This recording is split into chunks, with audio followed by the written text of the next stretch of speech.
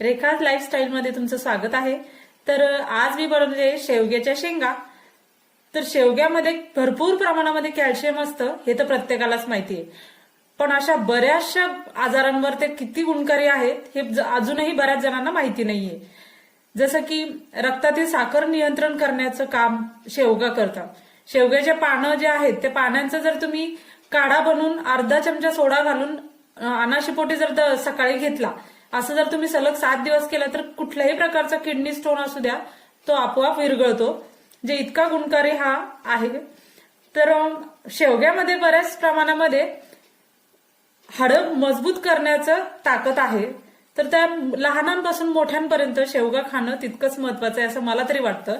आपण ज्या वेळेला स्वयंपाक बनवतो त्यावेळेस आपण जे बनवतोय त्याचे खाण्याचे फायदे आणि नुकसान हे दोन्ही गोष्टी आपल्याला माहिती असणं गरजेचं आहे। चॅनलला सबस्क्राईब करायला विसरू नका।